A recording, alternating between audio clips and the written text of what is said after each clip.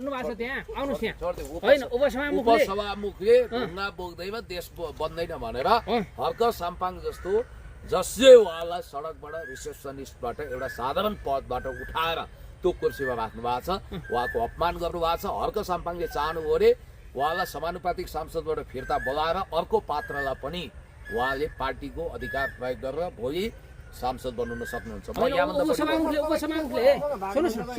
भाइको मसँग यसरी तपाईँले राजनीति पार्नु पर्दैन म एउटा इमान्दार मान्छे यो भाग्ने शब्द मलाई विशेष आपत्ति छ भाइको होइन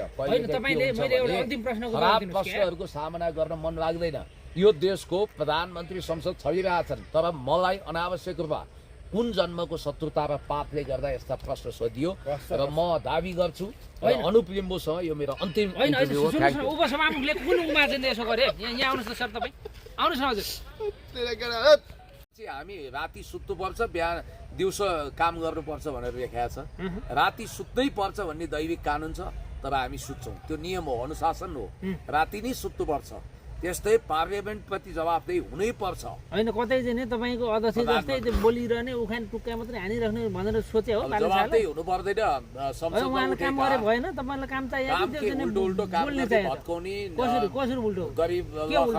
उहाँले त सुकुम्बासीहरूलाई आज प्रत्येक महिनाको चाहिँ प्रत्येक परिवारलाई 15,000 घर भाडा दिने लाल पूजा नपाइन्जेल भनेर त भनिसक्यो सुकुम्बासीहरूको जीवनको मूल्य 15,000 मा साटिन्छ आज सुकुम्बासी बस्तीको विषयमा तपाईँ यथार्थ कथा लिएर आउनुहोस् 4 जना मान्छेले आफ्नो प्राण गुमाइसके एकजना रविन तामाङ जो 18 वर्षका किशोर थिए उनी आत्महत्या गरे अनि एकजना इन्द्र राई भन्ने व्यक्ति 57 वर्षको बल्खुमा त्यही बल्खु तपाईँ पनि जानुभएको थियो जहाँ आशिका तामाङ मैले सहयोग गरेका थियो हामीले लाखौँ सहयोग हो त्यही सहयोग लिने मध्ये एकजना इन्द्र राईले आत्महत्या गरे अर्को एकजना आमै के समथिङ बलम पाकी उहाँ हृदयघात भएर बित्नुभयो एकजना बच्चा बाबु दुधे बालकको आज मृत्यु भएको छ भनेपछि यो खालको अमानवीय हरकत भएको छ ड्याङ ड्याङ गरिबहरूको घरमा डोजर चलाइएको छ सबै डोजर चलाएको कारणले भएको त थियो किनभने त्यही कस्तो कुरो त्योभन्दा अगाडि त्यो समस्या थियो त्योभन्दा अगाडि सुकुम्बासीमा घटना भएको छैन त्यसको जिम्मा त त्यो त्यसमा तपाईँको अगाडिको सरकारले लिन्छ त बाबा त्यो कस्तो कुरो यो घटनापछि त्यो भएको त्यो को इन्सिडेन्ट होइन त्यो संयोग होइन त्यो एकदम योजनाबद्ध हो त्यसकारण लगभग त्यो एक प्रकारको आत्महत्या दुर्सान हो मैले उहिले नाम बिर्सेँ एउटा अमरीश पुरीको फिल्म हेरेको थिएँ गर्छ के भने उसको दुश्मनी हिरोको परिवारसँग हुन्छ आन्तरिक दुश्मनी अनि हिरो चाहिँ विदेशमा गएर धन कमाएर गरिब हुन्छ उसले पठाएको हुन्छ अनि धन कमाएको पैसाले 2 तला हो कि 1 तलाको राम्रै घर बनाएको हुन्छ त्यो देख्न नसकेर अमरीश पुरीहरूले गुन्डा लगाएर उसको घर जलाइदिन्छ आन्तरिक रूपमा र उसको भाइलाई कुटेर झुरुप्पा घाइते बनाउँछ नाटक के गर्छ 5 लाखको चेक दिन्छ अनि तिमीहरूको उद्धार गरी भन्छ अमरीश पुरीलाई भगवान सर सम्झिन्छन् हुन त त्यो फिल्म हो अन्तिममा पोल खुल्छ यो भिलेन रहेछ भन्ने बित्तिकै त्यसको बदला लिन्छन् तर यहाँनिर के देखियो भने भकुमार कुटाई खुवाएर आफै उपचार गरिदिने त्यही भिलेन जस्तै सुकुम्बासी बस्तीमा डोजर हान्ने गरिबहरूलाई चिलबिल बनाउने त्यहाँ हेर्नुहोस् एउटा तपाईँहरूको भोट ब्याङ्क चाहिँ नि उड्यो भोट ब्याङ्क उठ्यो नेकपा एमाले सुकुम्बासीको नाममा हुकुम्बासीहरू संरक्षण गरेर होइन अनावश्यक कुरा होइन हेर्नुहोस् हिजो तपाईँको चाहिँ नि तपाईँको अनन्य मित्र हर्क साम्पाङ पनि त्यहाँनिर गएर चाहिँ एमालेको कुण्डले मण्डले झोले चाहिँ नि कुसुलेहरूलाई लिएर घुमिरहेको रानीबारीमा मैले देखेको छु प्रमाण दिन्छु अहिले तपाईँलाई एमालेको मान्छे यो देशको नागरिक होइन तर खोला खाने नदी खाने सुकुम्बासीको नाममा हुकुम्बासीहरू त्यहाँ चाहिँ घुमिरहेको मैले देखेको छु देशलाई तबाह बनाउने खरानी ग्याङका नाइकेहरूलाई चोखाउँदै हुनुहुन्छ तपाईँ होइन मैले चोखाएको भन्छु हेर्नुहोस् देशमा यत्रो सङ्गीन समस्याहरू छ यत्रो घाँसपास कपास शिक्षा स्वास्थ्य सुरक्षाको आवश्यकता छ महँगीले आकाश छोएको खरानी देश के कारणले भयो तपाईँलाई थाहा छ विश्वको अहिले पेट्रोलियम पदार्थको विश्व बजारमा भाउ घट्दा पनि यहाँ घट्दैन काला पानी लिपुलेक लिम्पियाधुराको सवालमा युनाइटेड नेसनको जेनरल एसेम्ब्लीमा गएर एउटा स्पेसल रेजोल्युसन पास गरेर त्यसलाई इन्कर्पोरेट गरेर त्यहाँ आफ्नो सेना प्रशासनिक इकाइ हामी जस्तो मान्छे प्रधानमन्त्री भइदिया भए हामी त्यही गर्थ्यौँ त्यहाँ स्थापित गर्थ्यौँ यो सरकार काशी जाने कुत्तीको बाटो हिँड्दैछ काहीँ नभएको जात्रा हाँडी गाउँमा नभएको जात्रा सिंहदरबारमा लगाउँदैछ र तपाईँलाई यति कुरा भन्छु कि याद गर्नु होला द प्राइस अफ इनइक्वालिटीका लेखक जोसेफ स्टिग्लिजले भने जस्तै हृदयहीन सरकारले जब उसको आत्मा मर्छ मानवता मर्छ ऊ हृदयहीन हुन्छ त्यस्तो सरकारले गरिबको शिरमाथि गिर खेल्छ उनीहरूमाथि बुलडोजर चलाउँछ। तपाईँलाई भनिदिउँ त्यहाँ आफ्नै समाज थियो, त्यो समाज आफ्नै लयमा हिँडेको थियो, त्यसलाई व्यवस्थित गर्नुपर्छ। उनीहरूलाई त्यहाँबाट गलत कुरा किनारमा गएर बसाउनु पर्छ भन्ने तपाईको त्यो डिग्री खारेज गर्नु होइन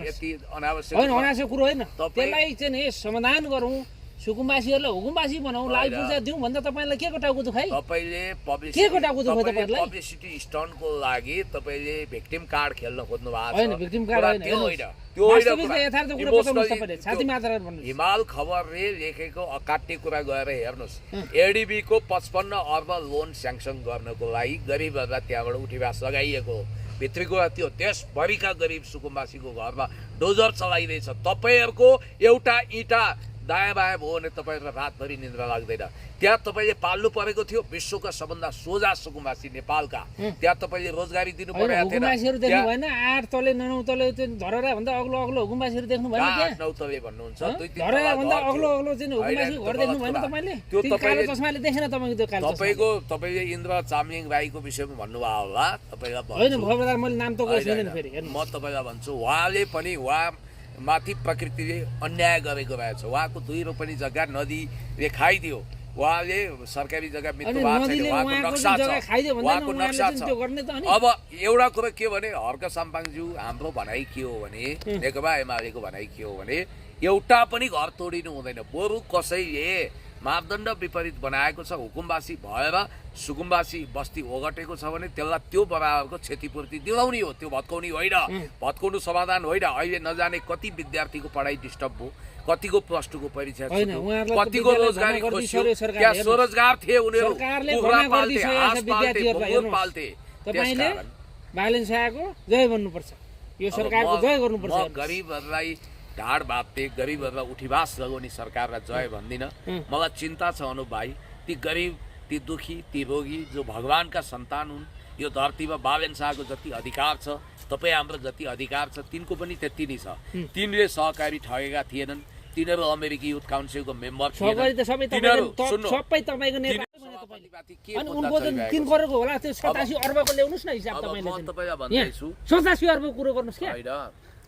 सबैको हिसाब किताब हुन्छ हो, त्यसरी भन्नुस् न त। नि सबैको हिसाब किताब हुन्छ। सरकारी ठग भनेर गएर रविनामी ठोकिहाल्नु पर्छ तपाईले जहिले। सिंहदरबार जलाउनेको पनि हुन्छ, BICC जलाउनेको पनि हुन्छ, राष्ट्रिय परिचय पत्र बेच्नेको पनि हुन्छ, देशको महत्त्वपूर्ण सूचना डीप स्टेटलाई दिनेको पनि हुन्छ। नेपालको महान नागरिकता त्यागेर ती सुकुम्बासीहरू अमेरिकी नागरिकता भएको थिएनन्, तिनका चेलीबेटी भारतीयहरूसँग विवाहबारी गरेका छैनन्, तिनीहरू यो देशसँग माटोसँग मुटुको सम्बन्ध गाँसेर यहाँ होइन। त्यो खबरदार महाकाली बेच्नेको हुन्छ भन्नुस्, गिरी बन्दुक बेच्नेको हुन्छ, व्हाइट बडीको कुरो गर्नुस् तपाईले। यही भएर अहिले चाहिँ नि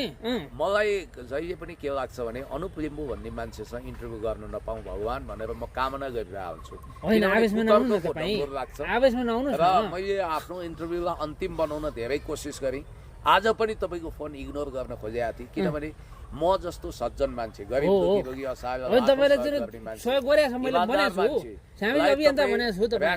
नभएका झुटा तथ्याङ्कहरू ल्याएर वाहियात कुरा ल्याएर तपाईँलाई नपोलोस्, तपाईँको पनि फ्यामिली छ। तपाईँलाई म भन्दैछु अदालतको निर्णय, अदालतको आदेश तपाईँलाई थाहा छैन? एउटा कुरा के भने ती सबै न्यायिक कठघरामा उभिन्छन्, पनि उभिन्छन्, त्यतिखेरको पनि उभिन्छन्। दोषी मान्छेमाथि कारबाही हुन्छ, दुधको दुध पानीको पानी छुट्टिन्छ। अब जहाँसम्म ती सुकुम्बासीको आँसु, तिनको श्राप, यो सत्ताधारीलाई त लाग्छ। चुराको बोट कस्तो हुन्छ बाबा भनेर सोध्ने बाबु साहेबहरूलाई गरिबको पीडा के थाहा? यो धरती मानव दुनियाँको सबभन्दा ठुलो ब्लन्डर भनेको यो धरती कब्जा गरे उसले। र यहाँ कोहीको भने तपाईँको हजारौँ बिघा जमिन हुने, कोहीको भने महल हुने,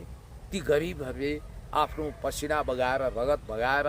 एउटा घर बनाए, मान्छेलाई ईर्ष्या छ। 2 तलाको सिक्री लाए, मान्छेलाई ईर्ष्या छ। म भन्छु गरिब जिन्दगीभरि गरिब रहनुपर्छ भन्ने छैन। अब त्यो सुकुम्बासी बस्तीबाट त्यही गरिबलाई धनी बनाउनलाई सरकारले अहिले कदम चालेको छ होइन गलत भाष्य हेर्नुहोस् निर्माण तपाईले गर्दै हुनुहुन्छ आज चाहिँ 36 वर्ष सिद्धाउनको 30 वर्ष चाहिँ तपाईले सरकार चलाउँदा तपाईको आँखामा तपाईको हातमा कसले रोकिएको थियो पालन मिडिया होइन बालन पालन होइन खबरदार भन्नुहोस् तपाईँले तपाईँको आज 30 वर्षसम्म तपाईँहरू 5-5 वर्ष तपाईँको 5-5 वर्ष अध्यक्ष चाहिँ प्रधानमन्त्री हुँदा भोट ब्याङ्क बनाउने सुन्नु कमजोरी भयो त्यति बेला चाहिँ व्यवस्थापन गर्न किन सकेन तपाईँको सरकारले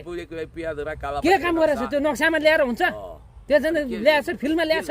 फिल्डमा ल्याउने अधिकार त नक्सामा ल्याएर ठुलो कुरो गरेर हुन्छ राखेको कुरो गरेर हुन्छ महाकाली बेचेर ठुलो कुरो गरेर हुन्छ त्यो हाम्रो कर्तव्य हो हामी गर्छौँ कमसे कम हिजोको शासकले 30 वर्षसम्म गर्न नसकेको अब सरकारबाट उतार्नु पल्टेपछि गर्छौँ भनेर हुन्छ त के भने ती गरिब सुकुम्बासीको झुपडी तोडिनु राम्रो हो भनेर कुतर्क होइन त्यो राम्रो भने छैन मैले आँसुले तपाईलाई पनि पोल्न सक्छ वास्तविक सुकुम्बासीलाई सरकारले होइन मलाई श्राप नदिनु हेर्नुहोस् महावीर पुनले त श्राप दिएको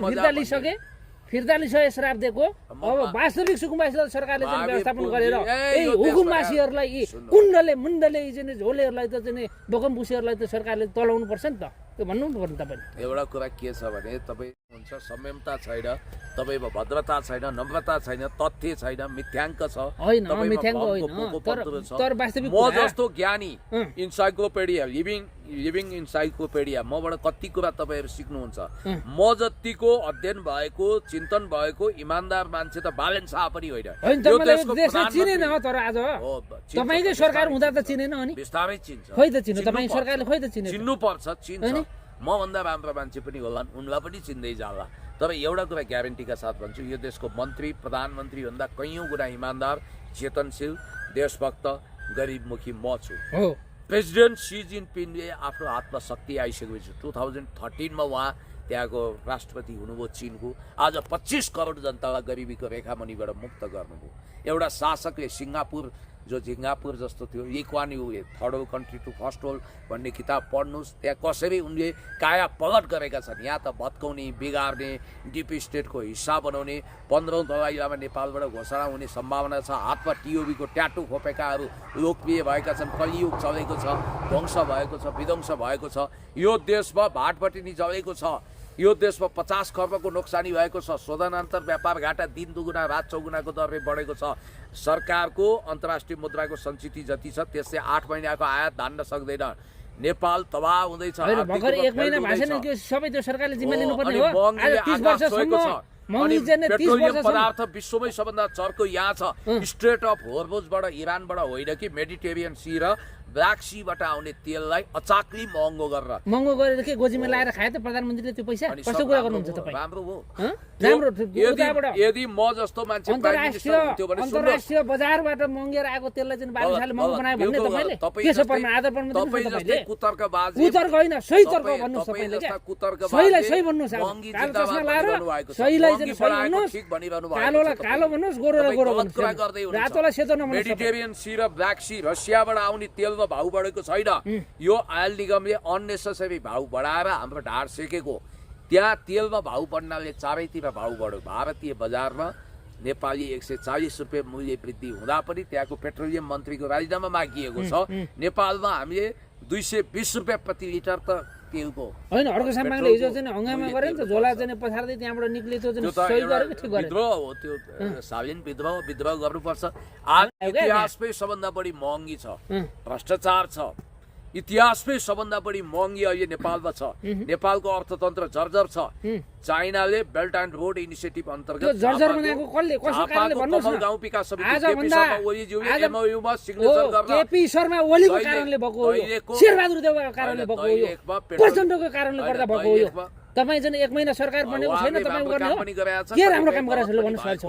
राम्रो काम के गरेछ भन्नुस् उत्खनन गर्ने काम त्यसलाई निरन्तरता निरन्तर दिएर कहाँ निक्ल्यो त परिणाममा ल्याउनुस् न समितिमा कमल गाउँ विकास समितिमा 2200 बिघा जमिन खरिद गरेर 200-250 वटा उद्योग स्थापना गरेर खरबौं रुपियाँको अनुदान चाइनाले BRI belt and road initiative अन्तर्गत नेपालमा ल्याउँदै थियो बालेन शाहको सरकारले डेटिङ चिल्ड्रेन पार्क बनाउने भनिरहेछ बिल्कुल गलत कुरो रसियाले नेपालमा 2 वटा सुविधा सम्पन्न क्यान्सर हस्पिटल त्यसैगरी 5 लेनको बाटो